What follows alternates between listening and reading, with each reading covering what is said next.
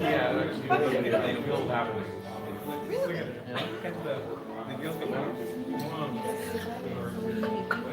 We have like 80 people. It always happens. When people like RSVP and like they never come out. Very annoying. I'm Very glad I did not buy the food because I wasn't. Sunday vibe. Yes. Oh wait, I know that much. How you doing? Big good. How about you?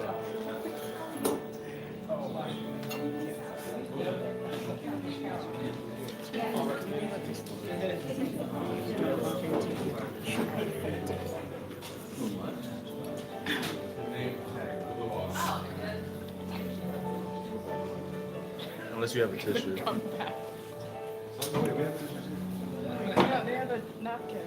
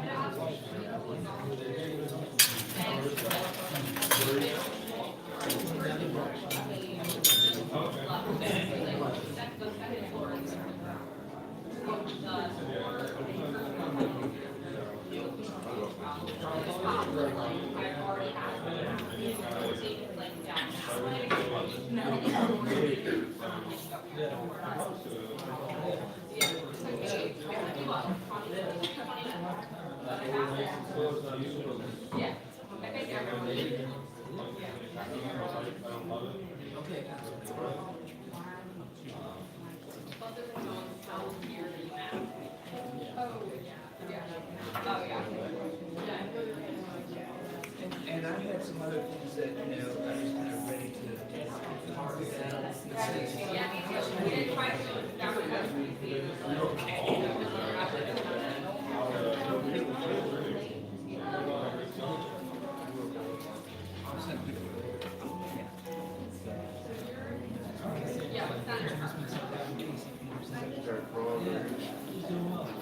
Seems like I've seen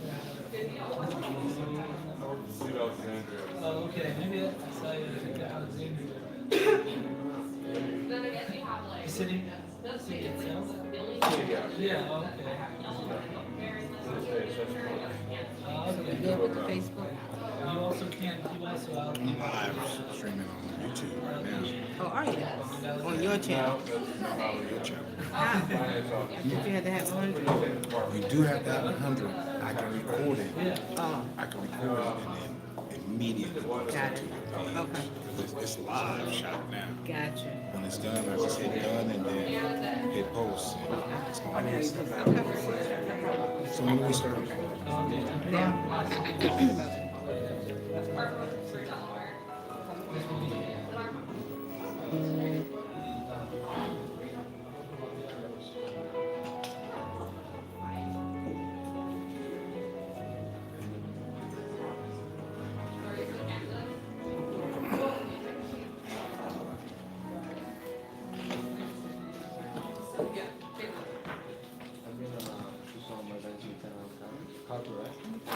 Yeah, he's ranking on environmental. Good evening. Welcome to the 2019 Can I Live 1 Million Moms Off Welfare Policy Unveiling. My name is Tisha Tyler. I'm the Chief Operating Officer for Can I Live. I'd like to start with a few basic housekeeping items. We are recording and live streaming this evening, so we will ask that you be mindful of our videographer who's going to be circling the room. Also, if you have any cell phones, if you can please put them on vibrate, or better yet, if you can silence them altogether, that would be great.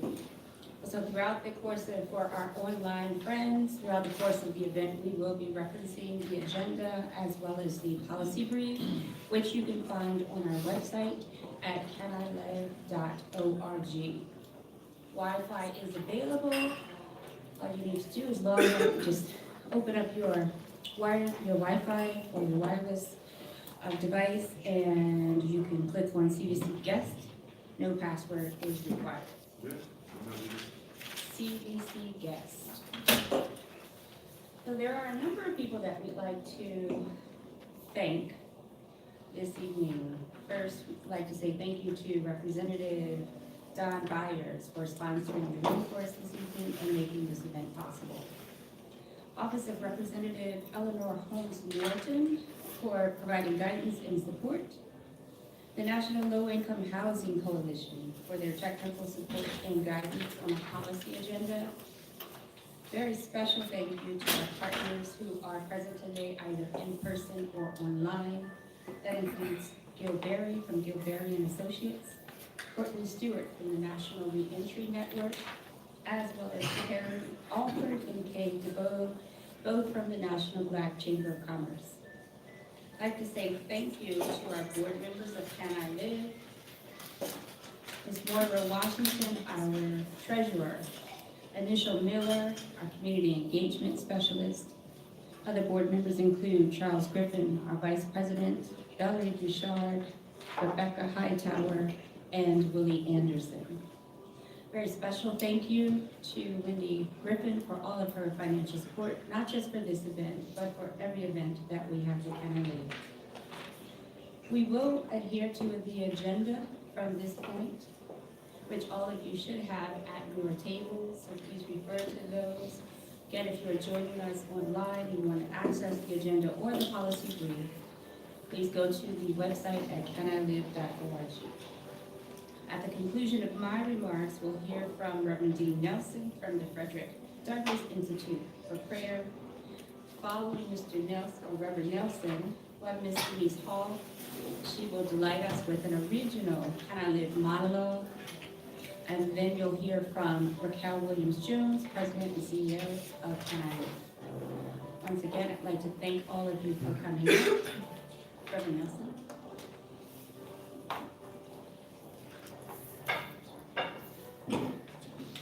Good evening.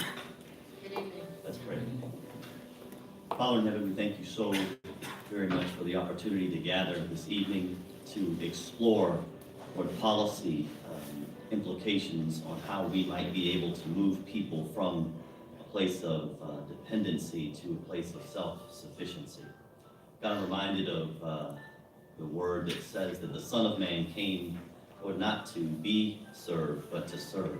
And God, as we gather, pray that your blessing and your favor would be on each of these leaders who will have a desire to serve within our communities. Ask a special blessing for Raquel, for her leadership, her devotion to you, and her commitment to serving others. We ask that this time would be blessed by you, and that all who are here would learn from what they hear. We thank you and we honor you for it. In Christ's name we pray. Let everyone say together, amen. Amen.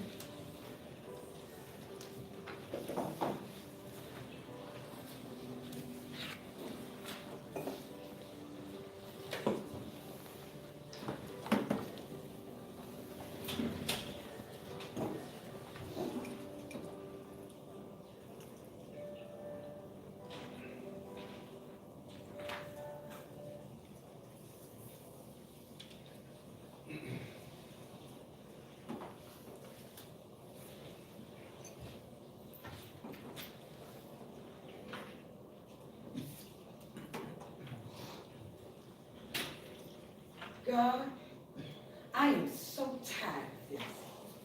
I am sick of the fight, the robbing, the stealing, the killings.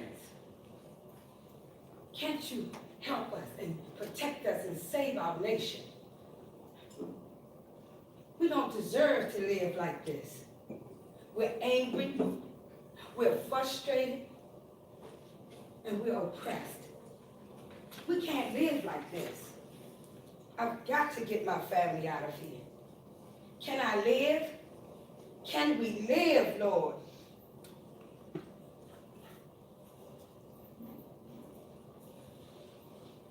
What now?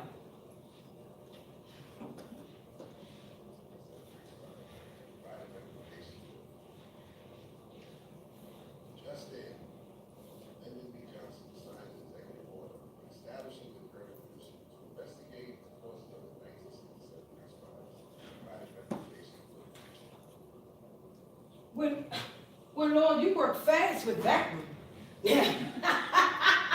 Now that's my dream opportunity finally come true. Now I can do something with this. I can do something with this. Let me get my laptop off this shelf and get things going.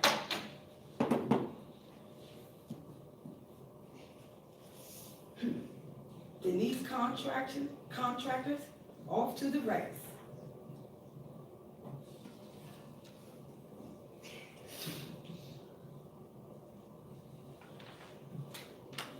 Hello. This is Denise Hall, residents of Kenilworth, Residents Council. Yes. May I speak with a Mr. Preston?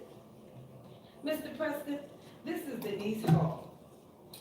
And I would like to set up a date and time with you to discuss the training proposal for general contractors. And take advantage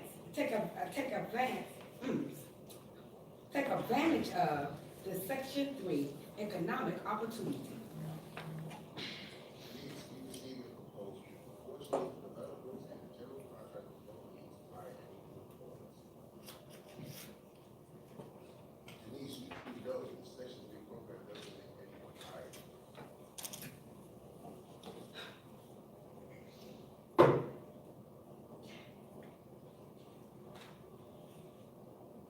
Hello, Mr. Preston.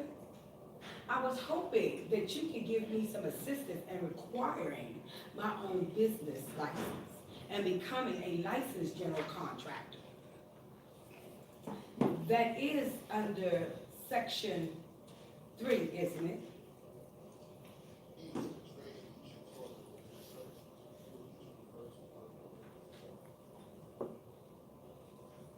It's always some bullshit. What am I going to do? I'll figure it out. Somehow, I'll figure this out.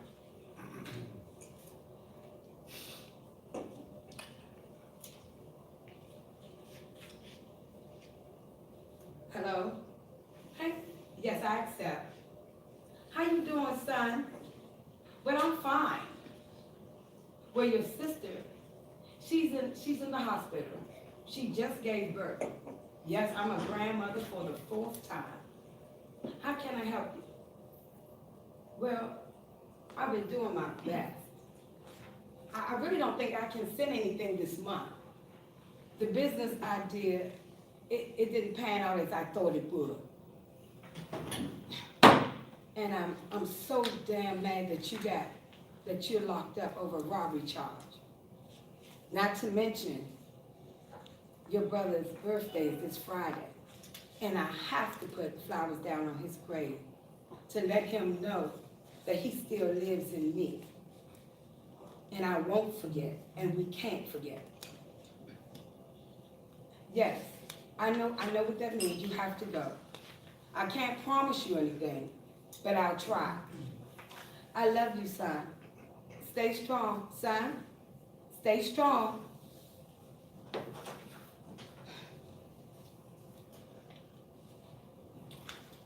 Yes, I did it.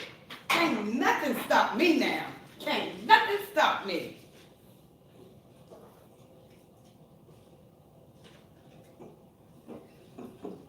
Hello, Mr. Preston. Yes, I would like to personally come show you my license and general contractor. Yes. And by the way, I've noticed online that there's a new project that they're opened up for privatized portfolio through RAD. Has the RFP went out yet? Well, I would like to be a part of that team. So, okay, I will submit my proposal right away. Thank you.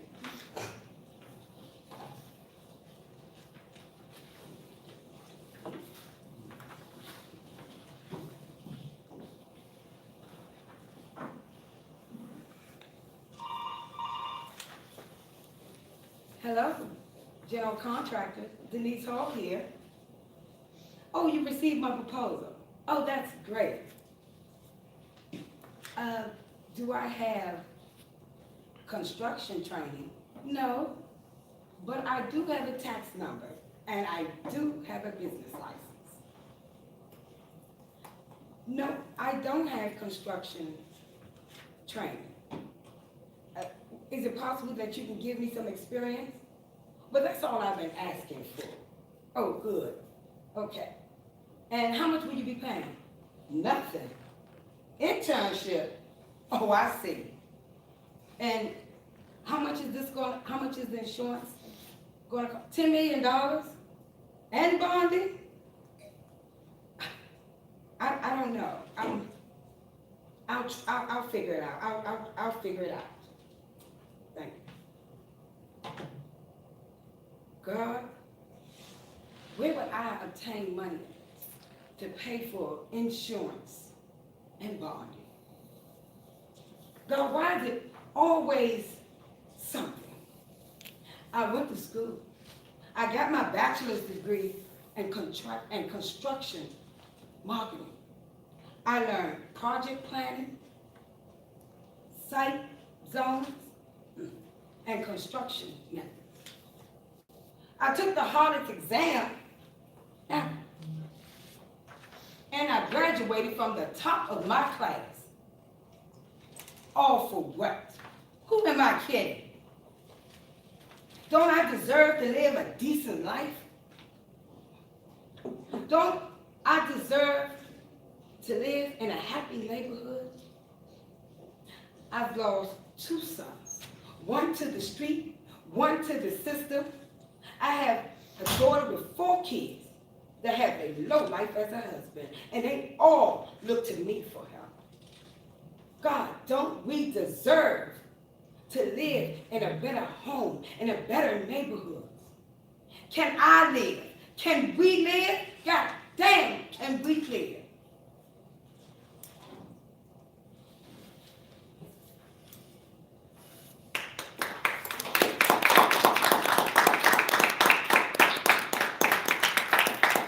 I promise you, I will not go into show business, you know, this is not me getting into show business, but I did want to make sure that I was able to convey the stress, the trauma, and the underlying multiplying effects of poverty, in which we all are aware of.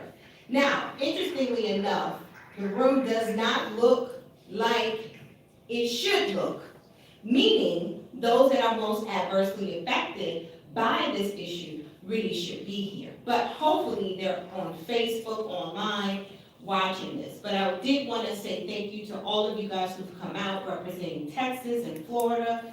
Did I hear South Dakota? South Dakota. Kansas. Kansas, yay, Kansas. Who else? Delaware. Alexandria, Delaware, DC. DC, New York, my hometown. I said Alexandria, right? Okay, yeah. But I'm DC, don't look at me and say Alexandria. You're DC. We got Alexandria in the back. So, my name is Raquel Williams-Jones. I am the CEO of Can I Live Incorporated. And I like to just kind of show people a glimpse as to how this whole thing got started and what Can I Live is all about. So, just a really quick snapshot as to me, the founder. 15 years ago, 20 years ago, I worked in a juvenile detention center. I was in charge of 160 girls. Of those girls, 158 of them were African American, 158 of them were from single family homes, 158 of them were committing crimes, 158 of them did not have relationships with their fathers, and it was a cycle. And we were just one ward. All the wards in that facility looked the same. This was in the state of New York. We were just one facility in the state. All the facilities in that state looked the same. We were just one state. All the state's facilities looked the same. And I thought, well, let's go and find out why all of these similarities and commonalities among this demographic, African American young females particularly. So the first place I went to was school. I said, let me enroll in a criminal justice degree to see, and I think it was a criminal justice degree with an emphasis in juvenile delinquency. So I thought, well, surely I'll find the answer here, right? Wrong. I'm in school, I'm asking questions, and they're leading me to policy, they're leading me to laws, but something interesting happened while I was charting this course. I got pregnant. Yay. Any parents in the house? No parents? One parent. Holy mollies. Okay. Me and you together, okay. So I got pregnant. Being pregnant was not I did not plan to be, well, I did not have Planned Parenthood, or I did not do anything to prevent it, but yes, nonetheless, I got pregnant. So the first place I was referred to as an African-American woman was social services. Well, really the abortion clinic first. But after I couldn't go through with that, it was then social services. And I'm in social services, and I'm learning that the more children you have, the more money they'll give you. And I'm thinking to myself, that cannot be your come up plan. Like, this is not the life that I would want. However, I needed the services because I wasn't married, and the father of the children was not there to take care of them. So here I am, but I'm like, I'm not coming out of school because I'm learning, because I'm connected to these girls. I got to figure this out. So it took me, 2 years to complete a 5-year degree. By the time I went back, I got pregnant again. The plan was not to have another baby, not the plan, but it happened. So I thought, okay, then I got to go back to social services, ask for more money. And it seems like I'm living out this hustle that's happening in the lobby unintentionally. So I go to school, and now I graduate 5 years in to complete a 2-year degree, but I did it, nonetheless. So I go to enroll for my bachelor's degree in politics, economics, and law, and I got pregnant again. Usually this is when everybody's like, are you kidding me? So 3 kids, that was not the plan. So now I have postpartum depression. I'm suffering from all kind of mental thoughts, depression, low self-esteem, confidence. I'm looking at my life and I'm like, oh my God, I don't want this anymore. I'm still in school because I'm connected to these youth. I didn't know that the problem that I was created to solve, I was becoming. That was not the plan. Finally, was able to complete my 2-year degree, but then something happened. I got pregnant again. Don't you say that back there. He's like, birth control.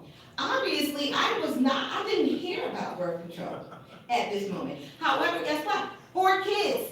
Yeah, I promise. I won't go get any more from back there. This is it.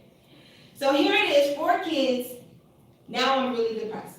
Because I'm looking at my life and I'm looking at poverty. I'm already broke. I work and I can't even keep $1. And I'm thinking, is this going to be my life forever? And then this is around the time, a lot of you guys are young. There was a white woman by the name of Andrea Yates. She drowned all 5 of her children in the tub. You guys remember that? So I'm looking at my life and I'm thinking, am I ever going to get out of this struggle? Am I ever going to get out of this rat race? Is this going to be my life forever? Am I only good for having kids? And then I literally heard a voice that said, drown them. Because I did not want to leave the struggle to my children. If I couldn't get out of this hellhole, how would I be able to tell them that they can make it out?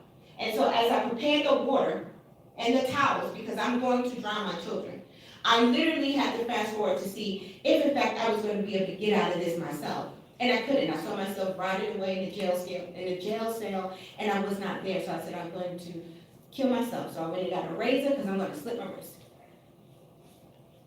So now I'm looking for the children, and no one is either one of the children are nowhere to be found. And so I started to look under the bed, I'm looking in the closets, I'm looking everywhere, and I'm like, what's going on? They were here a minute ago. And then as I start to think, okay, where are the children? They were here a minute ago. One of them shoots out in front of me with this cookie. He's eating it, and he's laughing. And he's just laughing.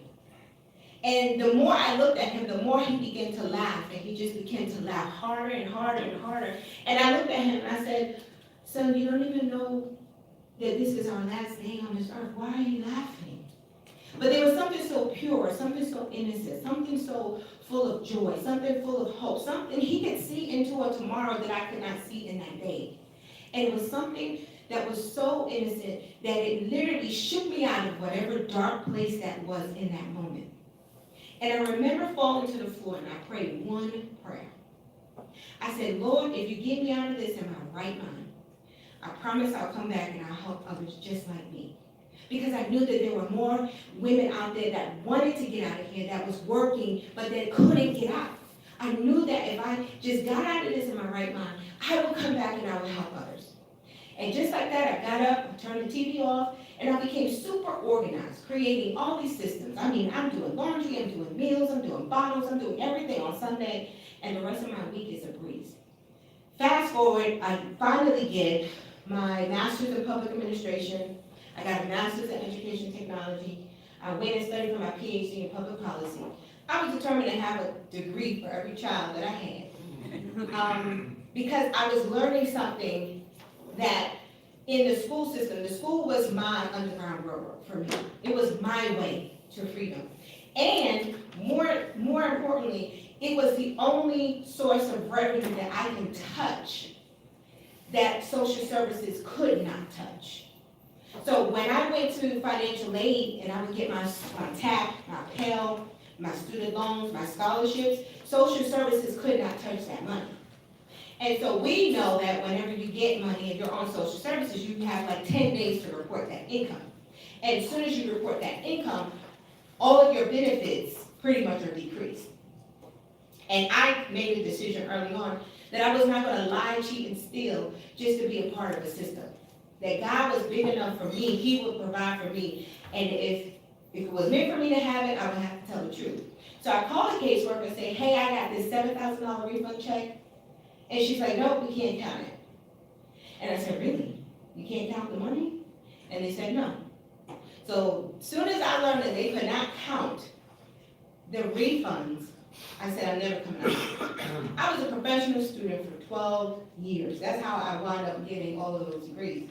But that time afforded me to sit on boards. I was appointed as a commissioner to a housing authority. How many of you are familiar with the local housing authorities in your region? 1, 2. You guys heard about housing authorities. Okay. So I was appointed as a commissioner to a housing authority in North Carolina, where I, for maybe 10 years, studied the billions of dollars that traveled through the public housing industry. I think it's like a $40 billion a year industry, and it's financed through HUD. You guys know HUD? Great. I also worked in a housing authority, and over the years, I found that there was more emphasis paid to the bricks and mortar, and there was no emphasis paid to the people who lived there. And so, of course, that was my need. I felt like, here it is, I can create something. I created training tools, products, services, and I started to offer them to housing authorities, resident services, and resident councils, and was able to sustain me and my family off of welfare. That's how we got off. It was through the training and the small business engine that we created. That's how I was able to really take care of me and my children on our own. So that's the long and short of my life. That's how we got here.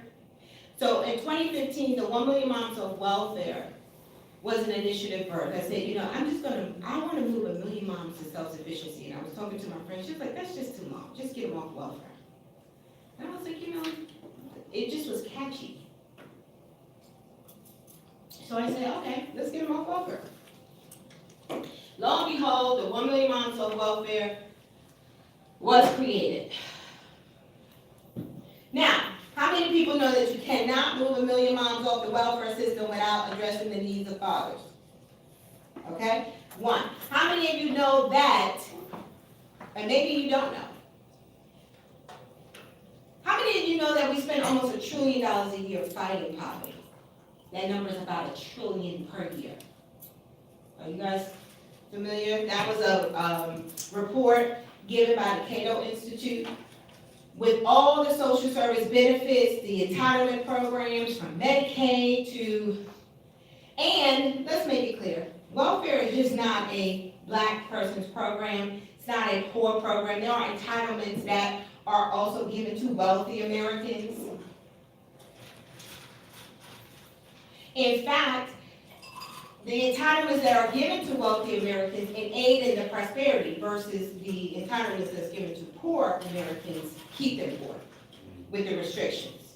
So like for Social Security, you can't have more than $2,000 worth of income and assets before they start deducting your income. Whereas with the banks, you can have billions of dollars and still get a bank bailout. So the monologue that you heard, it's not that we don't want to work. It's not that we need more training. God knows, please, don't create another training program. It's not training. It's not resumes. What else? What else? Those little clicky things. Oh, we're going to do this, we're going to do that. Resumes. How to budget. How to budget. You can't budget zero. You know, when there's no money. And if there's anything, poor people are so resourceful, they literally know how to make $1 out of 15 cents. They know how to budget. Now, they do need some management. I'm not discrediting any of these programs. They do need that. But the programs that says, oh, this is what we're going to put all of this money in, you pay all of these organizations that just do the same old thing, but the poverty rate is not moving. So, we said if we could put a man on the moon, literally, we did that, didn't we? Y'all believe we did that? Yeah. You know, there's some stories out there. But I believe we did it, I gather. I mean, we got all these NASA folks and these old smart brainiacs, and God knows we've done Facebook and Google, we got analytics, we got apps, we got, technology is just moving millions of miles per second. Surely, we can fix poverty. How many believe that? Okay, great. So you guys are going to test our policies to see how feasible they are. Because we can do this. And I was a mom on it. So if there's ever, I'm the face of it, I did it. Poverty has nothing to do with money. It's a mindset, just like wealth is. That's why if you took all the money from Bill Gates, he'll still make $300, $400 billion because of the way he thinks. But that comes through exposure. That comes through, networks. In fact, you have to cultivate Bill Gates. So, our first policy, accountability, not irresponsibility, to the federal Section 3 program. How many of you have heard of Section 3? Okay, what's your name? Cameron? Cameron, what have you heard about it? So I look at the overall policy regarding it. I've just used it in bits and pieces and op-eds. I've worked more with like the Reach Every Mother and Child Act, for example. So I've been focusing more on the child and maternal health of all of the policies. Okay. Who else raised their hand back there? Go ahead. What is it? What, Vic? Casey. Just how it's coupled with the affordable housing itself. and helping individuals with educational services. Okay, anybody else? In the back, what's your name? Scott. Scott, what do you know about section 3? You get, I think in broad strokes, you get funding provided that you go to certain trainings in person and someone, signs it with, right? Okay, Ed, would you want to turn your mic on, because I'm gonna let Ed actually define what section 3 is. First of all, I'm not an expert, but I've been aware of Section 3 since 1976 and kind of playing with it off and on. So basically, it's a law, Section 3 of a law, the Housing Act of 1968, that says if you are receiving public housing dollars or other dollars to build housing or other kinds of public construction like roads and whatnot. So basically, public housing dollars, community development block grant dollars, home program, then you have to use, to the greatest extent feasible, you have to provide training and job opportunities and contracting opportunities for people who are either living in the public housing or lower income people in the communities where that CDBG road is going, for example. That's the short answer. Sure, and Ed is from the National Low Income Housing Coalition. And so, we've been just kind of going back and forth just to make sure that, we were on the same page. So to the greatest extent feasible, number one, that little news clip you saw in 1968 where all the civil riots was happening, Lyndon B. Johnson put up this commission together to find out why is this happening and hope it will never happen again. And the Kerner Commission came up with this report that, quote, quote, blacks were kind of frustrated because of the lack of opportunities. So initially, Lyndon B. Johnson said, no, we're not doing these recommendations. But then Dr. King got assassinated, and then they instituted the Section 3 as a part of the Housing Act of 1968. And so since then, HUD has been the entity that should be required, that is required to, let's just go to the numbers, how about that? So 40% of HUD's budget, $18.9 billion annually, goes to making sure there's training, employment, and contracting opportunities for low-income residents in public housing, Section 8, metro areas, low income, period. There is a report, and if you guys want this information to get the slides, there was a regulatory impact report that said there was an estimated $16 million per week in wages that would be allocated or appropriated or rightly fit for low-income residents. So $16 million a week, I would want to know for my state, what is my number? What is South Dakota number in $16 million a week? What is New York's numbers? What is Florida's numbers? What is Texas' number? What is DC's numbers? Alexandria? What is that number? We have to find out what those numbers mean per state. We have a little chart. So 10% is about $1.9 billion in training. That's in addition to local workforce development. How many of you know about local workforce development? Okay. That's So- why we're here. Huh? That's why we're here. Good. So local workforce development is funded by the Department of Labor. So every state gets a whole pool of money for training.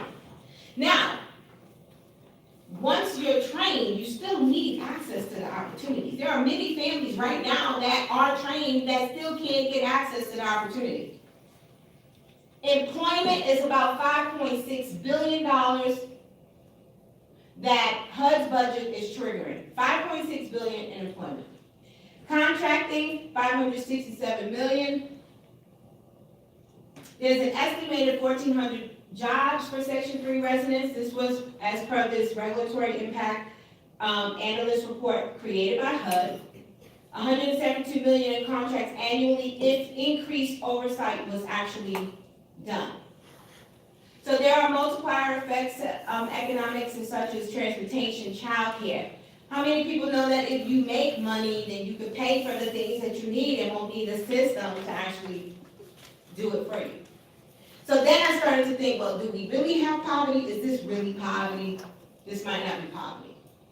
This might be something else. So,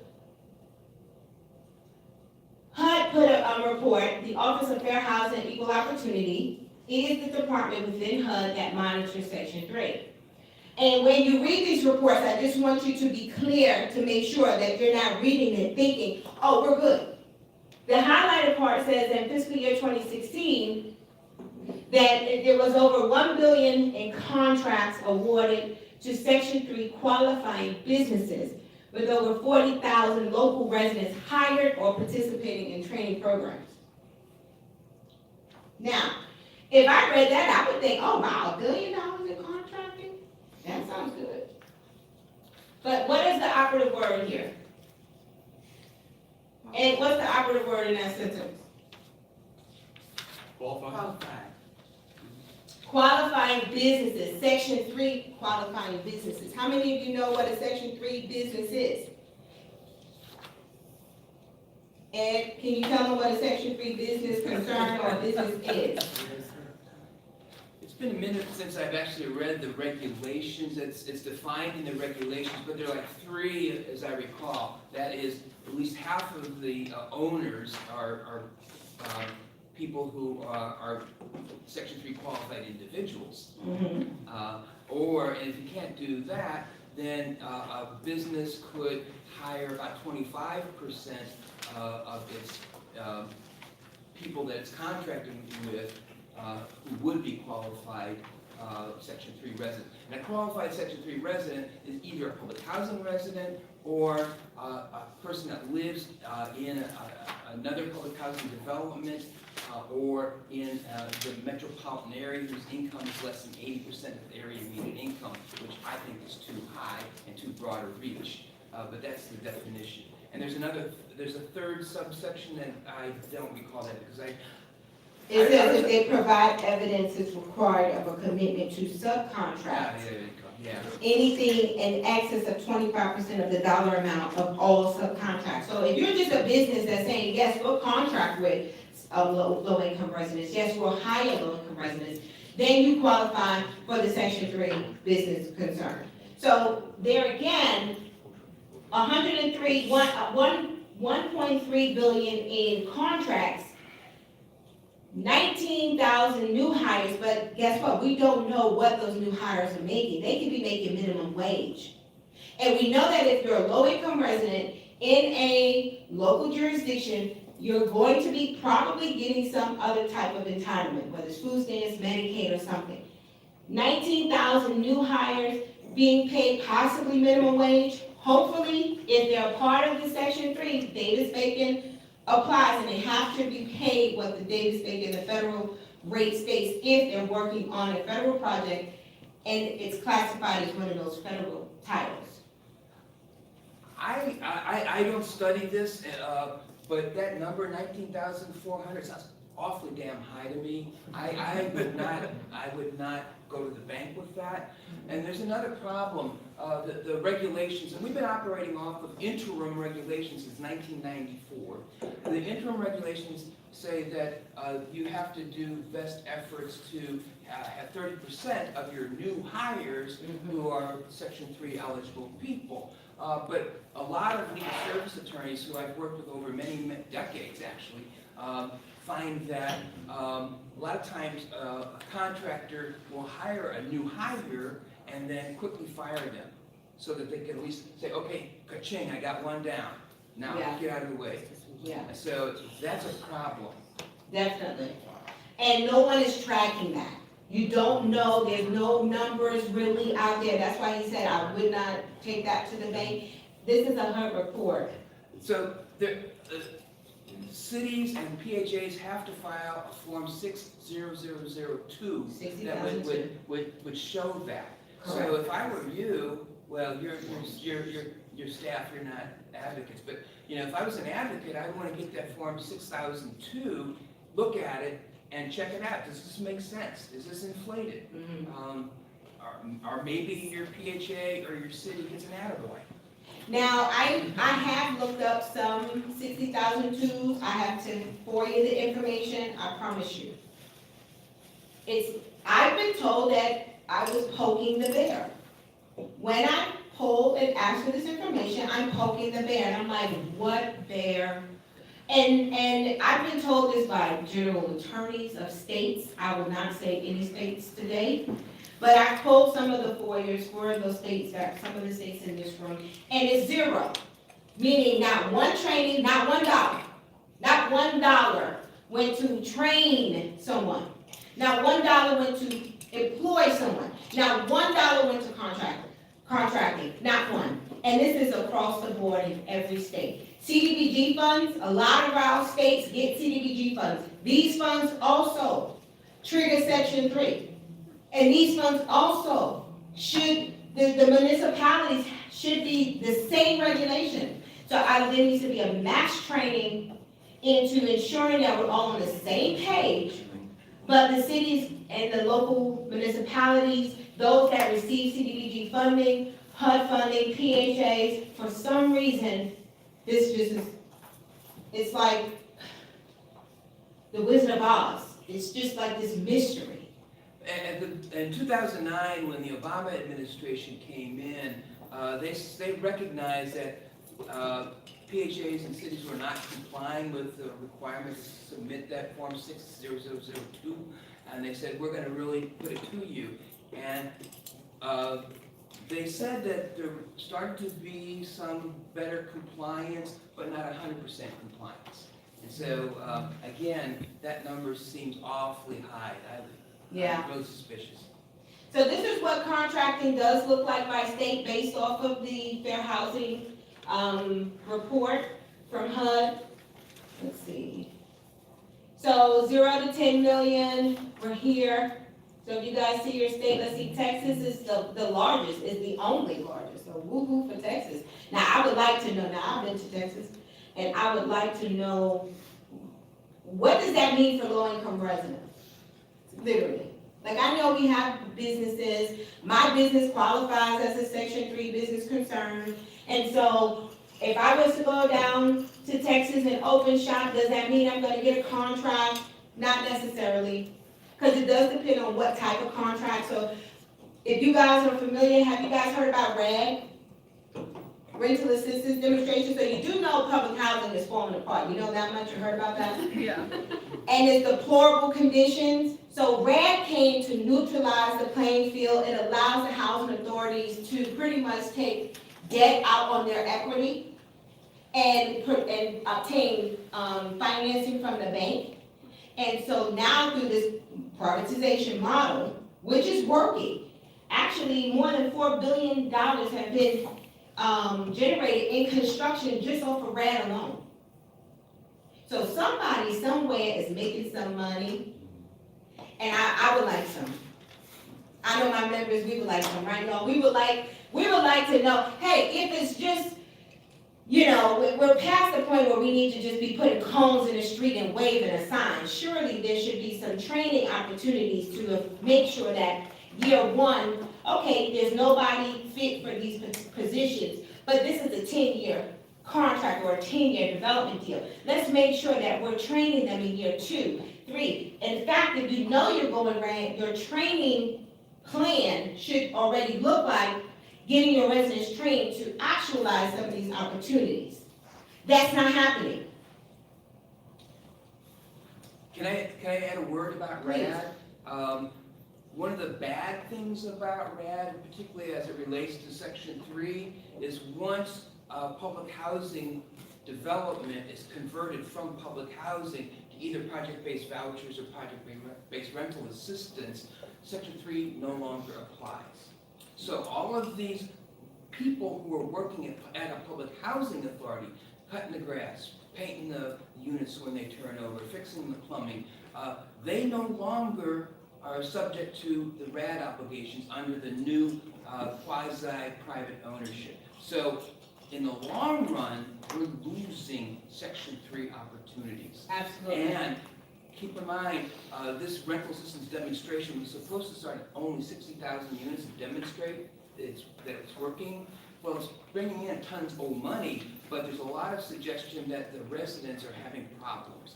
And and they've already expanded it to 455,000 units. Yes. And Congress and HUD constantly want to take the cap off. So all public housing units at some point might go to RAD, which really reduces Section 3 opportunities. Absolutely. Thank you. Oh, I'm so glad Ed is here. I'm so glad.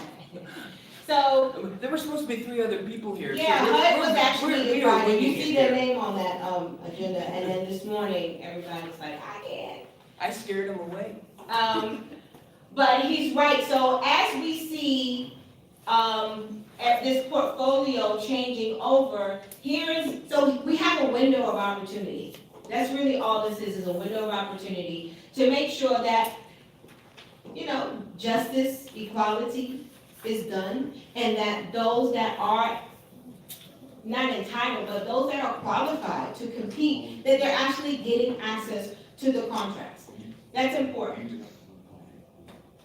So if you guys don't know about RAD, you should know about what your public housing authorities in your local jurisdiction, what they're doing with RAD. Because every housing authority, that's like a priority. They're trying to get their housing renovated and done over and redeveloped. And this is the only way to do it. So, that's just the option that we've been given. So what we're saying also with Section 3, here's how we think we can hold HUD accountable. Every year, housing authorities have this scoring system. So HUD sends these contractors out, these independent consultants out, and they measure HUD's performance based on 40% physical. So that means that literally, if there's wires touching the building, trees on the building, they get points deducted. If their financials are not in order, they get points deducted. We want to see Section 3 on the performance scores of housing authorities in the management component. I just don't understand how a housing authority can get away with a 100-point scoring system and not 1 point goes to the quality of life of the families that they serve. Not one. So you can get gunned down in the community. You can get raped in the elevator. You can die because the elevator has broken, and there's not one thing to ever measure how the housing authority is managing the service and the quality of life of its families. That's appalling. If that doesn't tell you that we really don't care about the people we serve, this should be an eye-opener. So what we're asking for is in the management component, let me see if I put it here. Yeah. To add Section 3 to that measurement, we want Section 3, the amount of money spent on training, employment, and contracting to be 15%, reduce occupancy from 15 to 5, combine both the accounts payable and receivable points to 5. And this is how the management component is scored. This costs nothing. It costs nobody anything. This can happen. Rocket science, now that's some tricky stuff. It took a lot to put that together. You want to add something, Ed?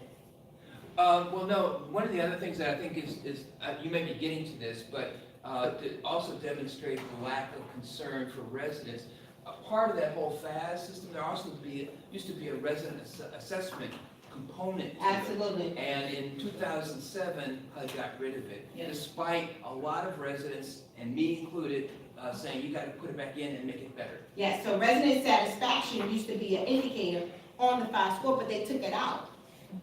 Interesting. Now we're saying, put it back and then tie it into just overall quality of life. And we tie quality of life with income.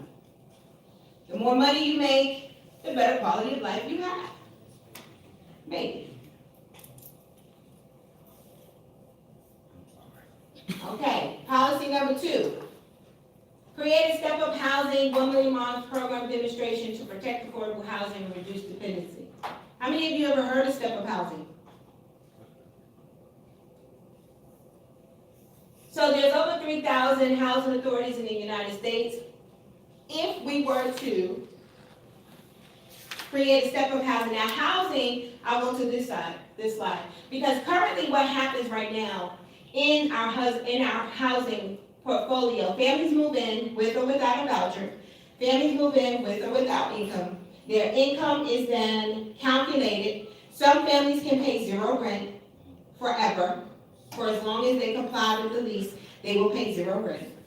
Once you pay zero rent, most of these families operate off the grid, so they have to manipulate the system, because as soon as they work, you're gonna take more than 30% of their income, and you're gonna pay it in rent, you're gonna pay it in reduced benefits such as food stamps, Medicaid. And then you have those that are really trying to get out, but they can't.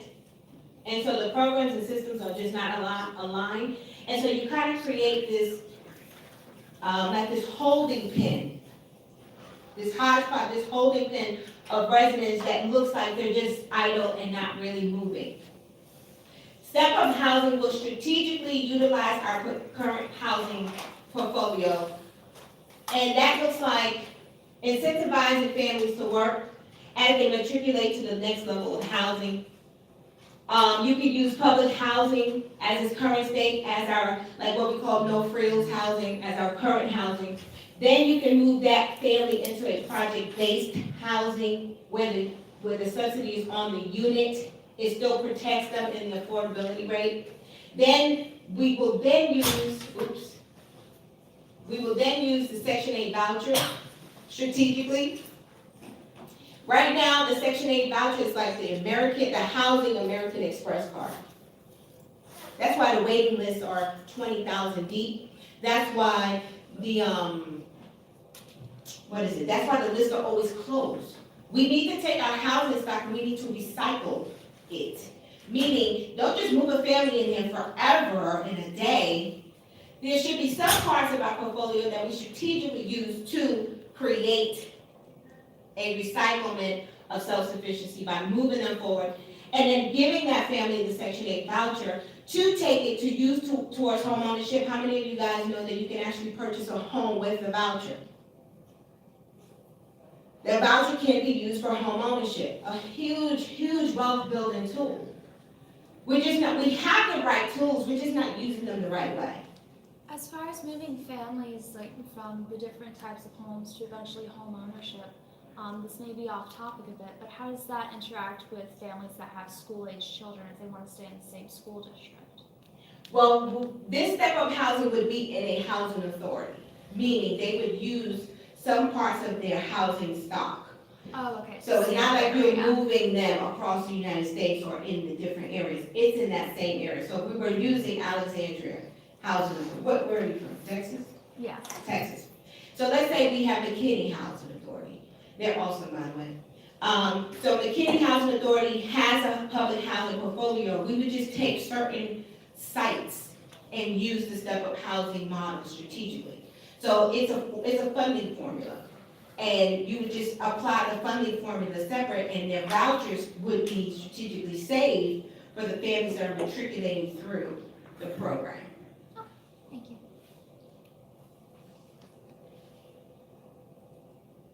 Let me see. So we said the Housing American Express Section 8 vouchers would be leveraged in public and private markets, utilized as a wealth asset building tool, and incorporated home ownership. Because what's happening now is you get a voucher, and guess what? You just got a voucher, but you're not working. You just got a voucher, you have no financial management, you have no credit, you have no job, you can't pay utilities, you can't pay the rent. So you just took a voucher and just gave it to, it was just probably not the best use. When we could be using right now programs such as Ross, Family Self-Sufficiency, to start priming our residents to take advantage of these opportunities. Good tools, just not used the right way. And the 1 Million Moms of Welfare is a program that we're asking to have a demonstration. And I think when I talked to Clarence, David, he was interested in seeing what would that actually look like. So in a really quick, we have a whole different approach to engagement, outreach, assessments, intake. We have a client segmentation. We do a lifestyles model, so we do some conditioning, some motivation. And we just have a way of segmenting our clients. We have our trailblazers, we have our transformers, and our totally resistance. And we have a set of strategies that we use with each one of those. You cannot use each resident as though it's just the same type of resident.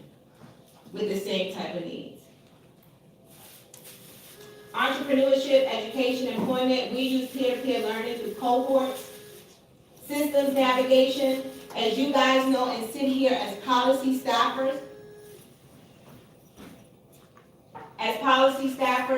you know that, these systems are really hard to navigate, so we help to navigate those systems for families. And then our program outcomes. So in a demonstration, it is her job to see if this program works or not. Just like Brad is still a demonstration and it seems to be working fine. So we're looking for a step-up housing and a 1 Million Moms Hope Welfare program to be demonstrated to see if this model could work. Number 3, incentivize, not penalize working families for wanting to become self-sufficient. We talked about that.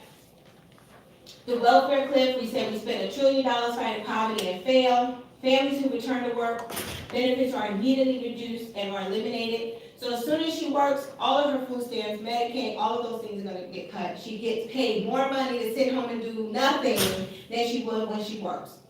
And we have to be able to support families as they move forward. So we propose a benefit disallowance.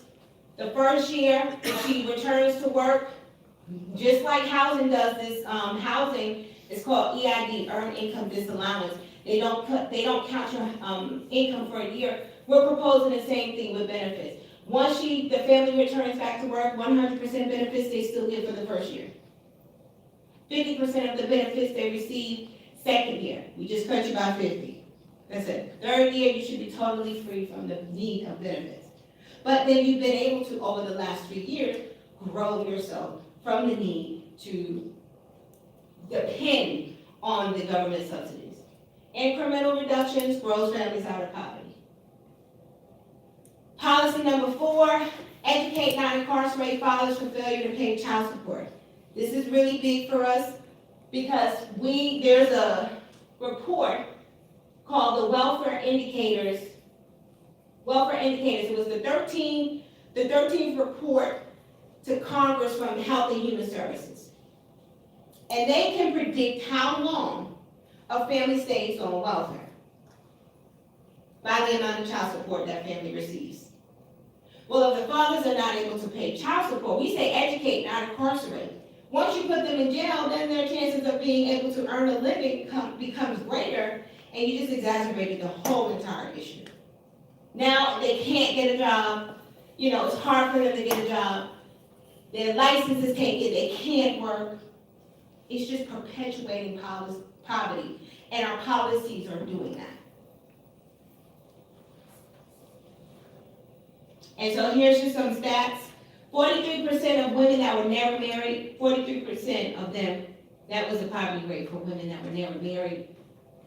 And so there is a direct correlation between the child support a family receives, a mom receives, or a dad receives, to the amount of poverty, the level of poverty, and the length of dependency, or the length of time they will stay into a welfare or dependent state. Child support is a significant factor in predicting welfare dependency. So if we were to do this, we would have more than $101 billion in savings in 10 years if we were to move 1 million moms off the rolls, $19 billion in federal income taxes. I think could we have built Trump's wall? I don't know, maybe. $16.5 billion impact on local communities, and because smart and responsible policy making is who we are. Again, this is not rocket science, ladies and gentlemen. This is just justice. At this point, there's somebody's just refusing to enforce it. Just like the protected factors are enforced in fair housing, these factors, this is a federal program, Section 3 is a federal program, a lot of these things could just be prevented. Questions? Questions on what it is that some of the information, and Ed, you can chime in based off, go ahead, questions. So, one of the things you spoke about, the benefit disallowance, would that apply to all families regardless of whether the job they had found was going to be providing health insurance? like my research into welfare has shown that it's not as much an issue of folks not being able to get jobs. It's an issue of those jobs not paying enough and not providing the insurance that families need. Correct. So in those cases, if the job provides the health insurance, then great, they wouldn't need the Medicaid, then Medicaid doesn't become a factor in determining whether or not I stay in this role or not. Most jobs are not providing the health insurance, so Medicaid or the Affordable Health Care Plan should still kick in, no matter what. So we would want that benefit to stay in place still, and be deducted by the 50%, meaning that if they have to pay their portion, they would pay 50% year 2. And then year 3, they should be able to foot the bill. But, you know, they should still be considered probably low income depending on the area they live. And they still will qualify either way for affordable health care. That was a good question, though. Anybody else? Casey? How do you convert a Section 8 contract to buying single-family ownership? So the banks take that voucher, Okay. and let's say that voucher, she's paying $300 and the voucher's paying $1,400. Well, if she's paying $300, that's 30% of income. And you probably would not have enough to qualify for a home. But let's say that she's paying $1,000 and then the voucher pays $500. The banks take that voucher as income. They count that as income. So now she qualifies for more house because that income is now a part of the deal. And the housing authorities, which cuts those checks, or that local jurisdiction, would be able to pay for that home or that mortgage for up to 15 years if they're not disabled, and indefinitely if they are. So instead of paying landlords, you can actually have a voucher subsidy, pay your own mortgage. And this does happen every day in the United States. Not as often as we would like. So a lot of banks sometimes write them, some banks don't. But no bank should refuse to write it. So based on Ed, I would say, because we're at our time, and you've been able to chime in back and forth, so I appreciate that. In your own opinion, when it comes to Section 3, since that is the cornerstone of our policy agenda, and it is in fact the lowest hanging fruit for me, what would it take for them to to change the FICO score? Is that a big deal? I don't think that should be a big deal at all. It would take a regulatory change, and that takes about 2 years, but it should, technically it shouldn't be a big deal. So it would be the HUD regulatory, they have to change that? Yeah, Okay. yeah. And it would be up to somebody like Can I Live to say, hey, let's get this started. Mm-hmm. And so I know I told you when you heard about Section 3, and I guess you heard about it, you thought what? Well, in kind of an interest of time, let me at least talk about 2 things that Okay. I think kind of gets at what you're saying. I became aware of it in 1976 when I really got engaged in the CDBG program. That I've kind of been aware of it on and off over the years, particularly after 1992 when the law changed a little bit and HUD started to put together proposed regs, and I was very much involved in that. And then also kind of helping low-income community groups around the country learn about it when I was doing CDBG-related stuff. And here's an observation. Over all of those years, I kind of got the sense that Section 3, and particularly HUD's Office of Fair Housing and Equal Opportunity, was the Rodney Dangerfield of HUD. And some of you are probably too young to know who Rodney Dangerfield was, but he's a comedian who kept saying, I get no respect, I get no respect. FHEO and Section 3 got no respect from the offices of HUD that run the CDBG program, or the offices of HUD, the Public and Indian Housing Program that run public housing. Somehow or another, one thing that we gotta do is get FHEO some respect. Give them some muscle, give them some teeth so that they can, in fact, enforce this law, the law that's been around since 1968. Now, Second point, HUD has had